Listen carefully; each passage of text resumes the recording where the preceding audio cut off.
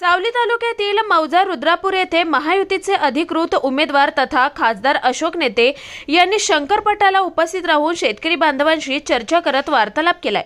या प्रसंगी नेते यांनी शंकरपटाला भरभरून शुभेच्छा देत शेतकऱ्यांशी संवाद साधला व आता होणाऱ्या लोकसभेच्या निवडणुकीत शेतकरी बंधूंनी विजयासाठी संकल्प महाविजय 2024 अब की बार 400 पार फिर एक बार मोदी सरकार असा विजय संकल्प करत बहुमताने विजयी करावे असे विनंती संदेश यावेळी दिला।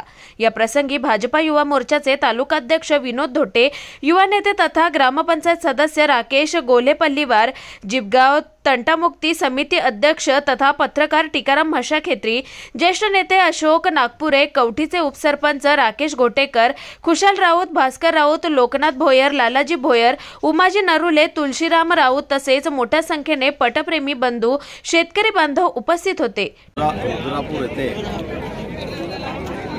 शंकरपट ची स्पर्धा महिलांची स्पर्धा या ठिकाणी आयोजित केली आहे। या निमित्तानं रुद्रापूर आणि आजूबाजूच्या परिसरातील हजारो लोक या ठिकाणी जमलेले आहेत आणि आनंदाचा क्षण आहे। तर म्हणजे या शंकरपट या स्पर्धेचा उद्घाटक मी होतो, पण माझा दौरा संपूर्ण तालुक्यात असल्यामुळे मी वेळेवर येऊ शकलो नाही। पण माझं भाग्य असं आहे की वेळेवर जरी नसलो तरी मी उशिरा या ठिकाणी आलो आणि हे माझं भाग्य आहे। या निमित्तानं सर्व जनतेचं, मतदारांचं या निमित्तानं दर्शन झालं, भेट झाली आणि सर्वांशी संवाद साधण्याची मला संधी मिळाली, याचा मला आनंद होत आहे। मी या निमित्तानं सर्व मतदारांना सांगू इच्छितो, येणाऱ्या 19 तारखेला म्हणजे आजपासून 18-19 दिवसांनी लोकसभेची निवडणूक होत आहे आणि हे निवडणूक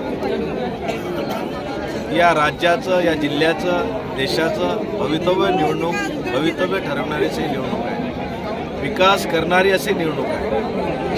आणि हे निवडणूक जर देशाचं, या राज्याचं, या जिल्ह्याचं भवितव्य ठरवणारी अशी निवडणूक जर असेल तर त्यासाठी या देशाचे लाडके पंतप्रधान नरेंद्र मोदी यांना तिसऱ्यांदा पंतप्रधान करणं ही काळाची गरज आहे।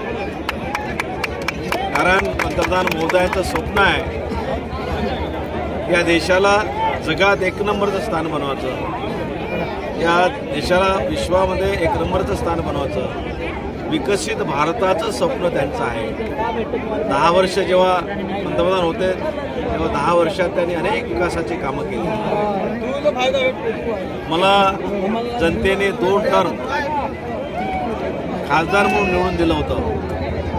2 टर्म मी खासदार असल्यामुळे अनेक विकासाचे प्रश्न मी सुद्धा मार्गी लावले। परत पक्षाने माझ्यावर विश्वास ठेवला आणि विश्वास ठेवल्यामुळे परत मी आता रिंगणात उतरलेलो आहे आणि मला जर जनतेच्या सहकार्याने, आशीर्वादाने परत मला संधी जर मिळाली, मी लोकसभेत जर गेलो, या देशाचे लाडके नरेंद्र मोदी यांच्यासोबत परत मला काम करण्याची संधी मिळाली, राहिलेले जे प्रश्न आहेत, उत्तरेचे प्रश्न आहेत ते मला मार्गी लावता येईल।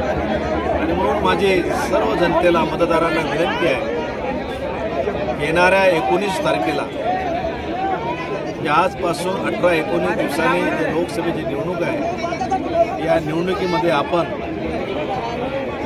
माझ्या कमळ चिन्हासह उभं राहील।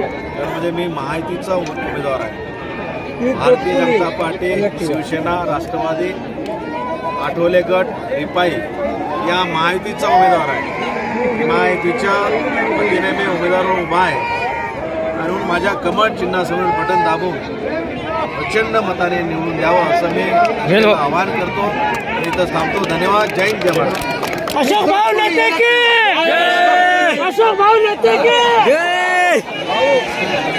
टीकाराम म्हशाखेत्री, सावली, चंद्रपूर।